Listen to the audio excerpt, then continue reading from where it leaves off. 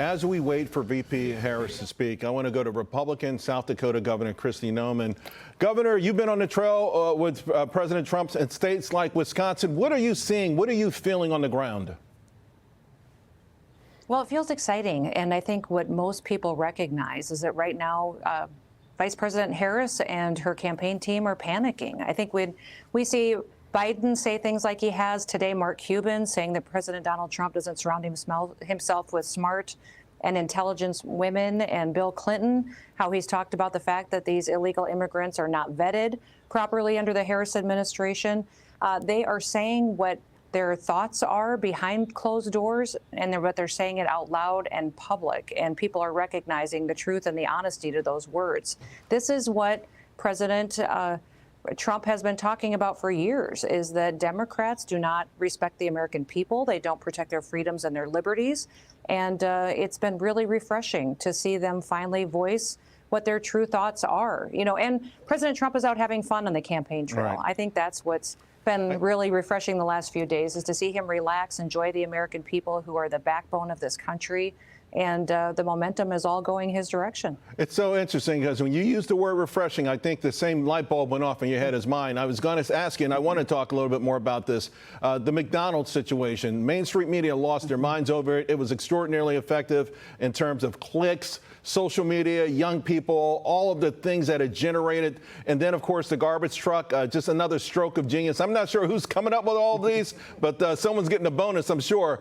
When you see President Trump in this way, he's re-energized, he looks better, he feels better, but he's also calm at the same time. How is that, in your opinion, translating to the general public? Well, they like the fact that he doesn't think he's better than they are.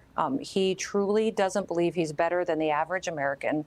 He's out there fighting for them. He's often told the American people that Harris and her machine are coming after them. He's just in the way. And they're really feeling it right now. They recognize that he's been a man that for the last 7-8 years has been constantly attacked. And the fact that he can go out there and still campaign to be president of the United States and be happy, and to relax, and to really talk about the issues that are affecting their pocketbooks and their families. They love that. So most of President Trump's good ideas come from him. He's always got great ideas on how to send a message to the American people. But his campaign team, too, I think, is figuring out who he is and how to let him shine in the best way possible. You know, I think that's always important. I think these politicians who go all in and consultants always make a huge mistake doing that. You know, you sort of alluded to the elitism that really is coming through on the Democratic side. In fact, I know, Governor, you're taking issue with those remarks from Harris surrogate Mark Cuban on The View today, that President Trump, I'm paraphrasing, he's never seen him around strong, intelligent women. You've got to wonder what his classification is for strong and intelligent, because a lot of women obviously are going to take offense with that. Oh, absolutely. You know, I rarely get offended because I recognize that politics is a full combat sport at some times. But the fact that I immediately thought of Melania, I immediately thought of Ivanka, and you know, the people that he had in leadership positions in the White House when he served, Sarah Huckabee Sanders as his press secretary. He just elevated women all the time and has always given me the opportunity to pick up the phone, call him, walk into a meeting with him and listen and to hear and to give us the opportunities to do our jobs the best that we possibly can to our ability. So I could tell from that video of Mark Cuban, he was emotional. And I think the reason he's emotional is because he's panicking. He just cannot believe that they are doing so poorly out there campaigning that they can't pull one over the American people's eyes and try to get Harris into the White House. They're just not going to, because we see that everything that she's been campaigning on is fake and a lie, and that's not what the American people want anymore. You know, to that point, Mark Cuban's really flailing a lot. I hate to say it. I saw him and bumped into him in Nashville a week ago. We were cordial, but I just feel like, golly, blaming Trump for gas prices and inflation, he knows better than that. And as far as strong women, Governor, I think of my mom. I think of my grandmother. They weren't college PhDs, right? But they were strong, intelligent women, and I think that's what the country is, the backbone we're built on. You know, some are saying that the Madison Square Garden thing could have had more women itself, could have had a more female influence. Some are wondering, for instance, where's Nikki Haley and others? Will we see more women on the Republican side campaign for Trump in the final days? Oh, yeah, absolutely. I think that women have been out there and have been campaigning with him. We'll continue to do that. I leave here tomorrow, go to North Carolina, Georgia, then Michigan and Pennsylvania. And I've been doing that for the last several months. But I know that Elise Stefanik's been out there and Sarah. And we've just got incredible women. You see continuously the president's family and folks that have represented him well over many, many years. I think that that's fantastic. But listen, this country's never been about, you know, really if you're male or female or Right. if you're a certain profession or not, or a certain culture or a certain race. We're all Americans. We're all Americans. We all have a perspective, and we all should be out there fighting to give our kids and our grandkids the best future possible. And that's President Trump. He truly loves this country and the gift that our founders gave us in protecting those liberties. And you talk about the best future. I want to give you some props. Cato Institute out ranking the top governors in this country on fiscal responsibility. I think you ranked number 5. Somewhat ironically, Governor Walz of Minnesota ranked last. He got an F.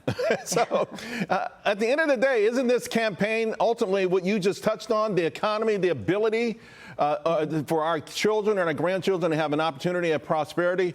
I feel like that message has been fading, and I know that President Trump, that resonates with him for a lot of people, doesn't it? Absolutely. And people just have to look from state to state to see that leadership has consequences. Our state is thriving, and it's because we embraced conservative principles and economic policies that give people more money in their pockets so they can go out and take care of their families and get higher paying jobs and get the education that they want and to get a career to be successful. We have imported thousands of people from Minnesota because they just couldn't stand to live under Tim Walz's dictatorship and leadership anymore. They have picked up and moved their entire families to South Dakota. And I think that's why you see that reflected in those statistics. We're doing extremely well for a small little state in the middle of the country. Tim Walz has devastated Minnesota, and you can see it right there that everything on his economic policies is wrong, and really what he believes is just more government control. Today we had inflation data out. The rate of inflation is slowing, but it's still cumulatively pounding on folks. And core inflation actually went up more than economists thought. Is that the number one personal message? I mean, as people sit down at their kitchen tables and try to make ends meet, is that the main thing that somehow we have to close the gap on in this country? That's the number one thing I'm hearing, no matter where I am. I was just in Wisconsin the day before yesterday, and folks there were devastated by inflation. And they have another governor that needs to be replaced as well. But I would say that for them, they want people in elected office and in leadership positions to listen to them, to hear how hard their lives are, how they have to make choices at the grocery store they never had to make 3-4 years ago. They can no longer be buying steaks and hamburgers. They're buying hot dogs and sandwich meat, and they're going and putting things back, and that filling their gas tank now is using up some of their family budget they maybe would have used to go enjoy a movie during the week. Those are the real conversations I'm having with folks, and they just want to know that they have somebody in leadership that gets it and is going to actually do something about it and give them more opportunity to really do better in the future, to have a better economy that lifts them up. Governor Noem, it's a pleasure talking with you. Thank you very much. Yes, thank you so much, Charles.